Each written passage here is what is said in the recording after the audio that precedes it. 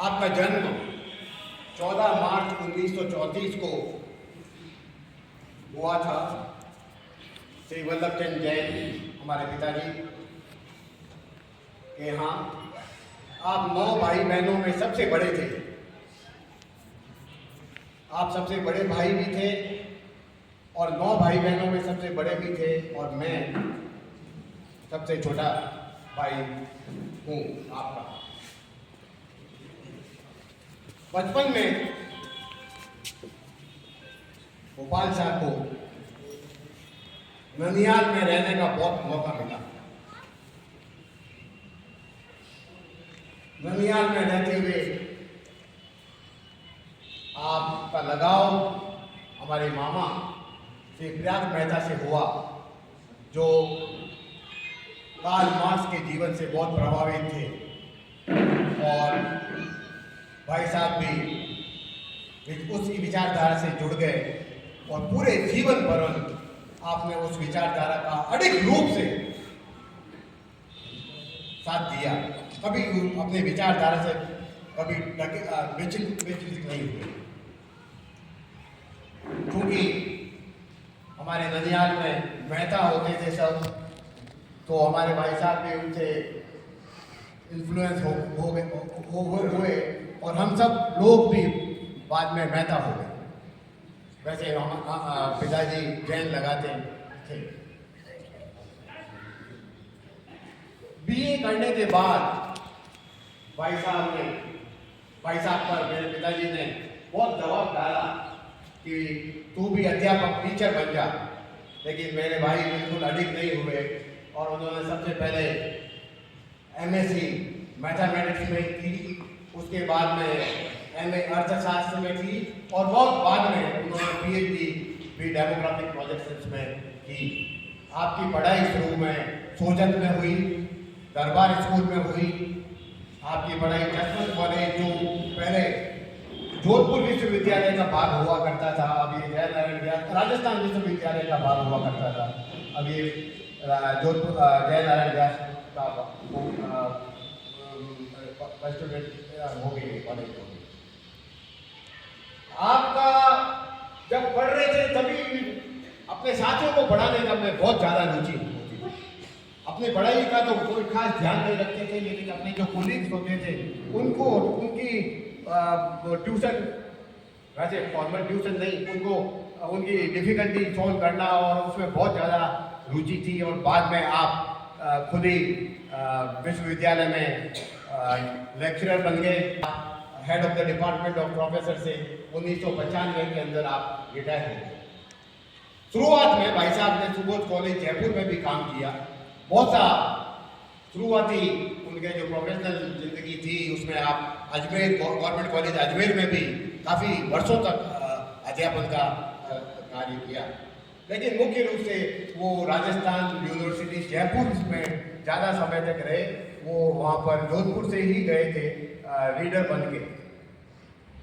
मैं पढ़ाई में उनकी तरफ अव्वल नहीं था, तो मेरे फर्स्ट ईयर में सप्लीमेंट्री आ गई।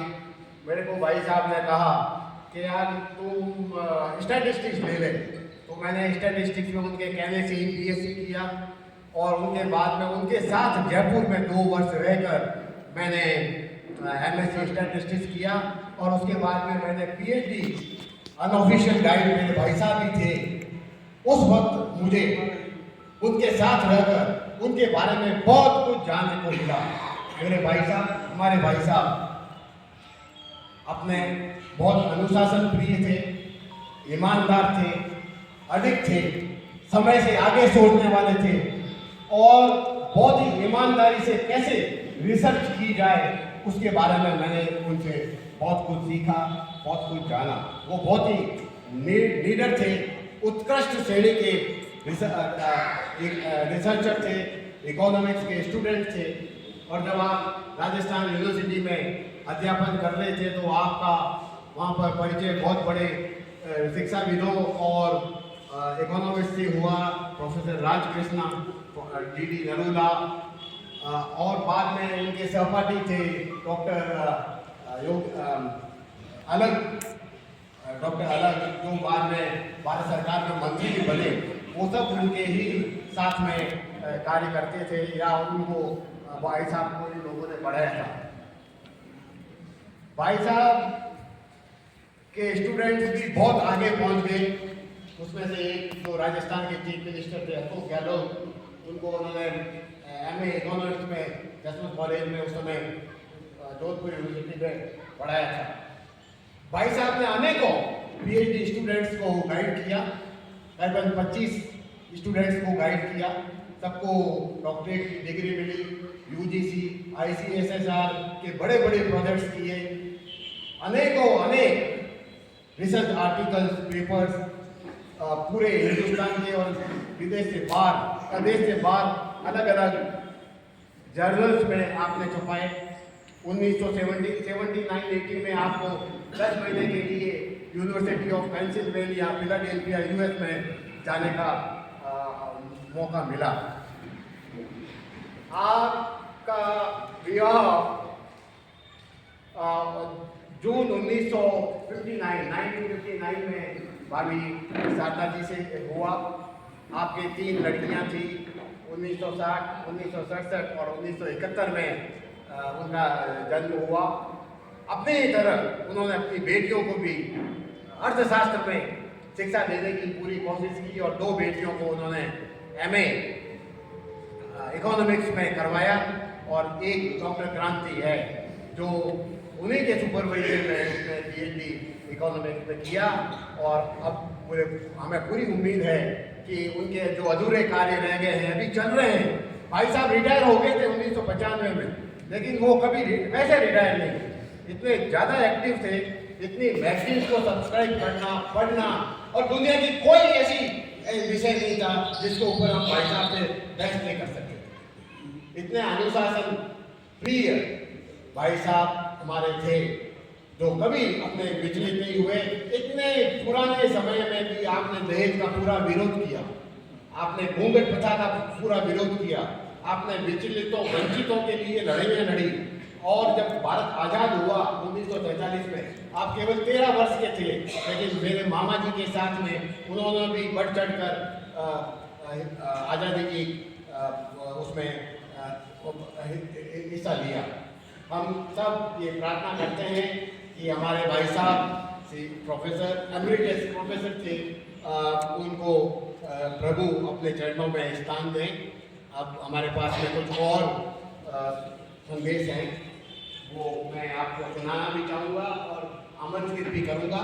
सबसे पहले मैं उनकी बहन कला पारक है, उनसे निवेदन करूँगा कि वो भाई साहब के बारे में कुछ कहें। बहुत ही सादगी वाला, ईमानदारी से और अपने आदर्शों के लिए उन्होंने कभी अपने आदर्शों से मतलब पीछे किया। 65 साल पहले उनकी शादी थी, उस समय उन्होंने दहेज का विरोध किया, 1 पैसा न लिया न दिया और घूंघट नीचे एकदम यहाँ पे बल्ला। उस जमाने में किसी का इतना नहीं होता। तो और तीनों बेटियों की शादी में भी एग्जाम्पल है, दहेज नहीं की, सब आश्चर्य करते थे पर उन्होंने करके दिखाया। ऐसे थे हमारे पास। पढ़ाई लिखाई में हम बच्चों के हमेशा मार्गदर्शक रहे। छुट्टियों में जब भी आते थे उनकी नजर रहती थी कि हम क्या पढ़ रहे हैं, नॉवल मैगजीन कैसी पढ़ रहे हैं। हमेशा स्क्रूटनाइज करते थे कि भाई तुम कैसे नॉवल पढ़ रहे हो, उनसे तुम तो नहीं पढ़ रहे हो। कृष्णचंद्र, शरतचंद्र, अमृता प्रीतम, प्रेमचंद जी हमेशा याद है। और उनके घर में जाती थी तो मतलब साहित्य किताबों के मैगजीनों के भंडार होते थे और मैं हमेशा 10-5 लेके ही जाती थी। और इन्फ्लुएंस होके मैंने भी सब्सक्राइब करी हुई है, 2-3 मैगजीन में भी हुई थी। तो कभी भी उनमें कोई भी टॉपिक बात करते हैं हम खुद अनरिच होते थे, मतलब हमको खुद को नॉलेज बढ़ता है।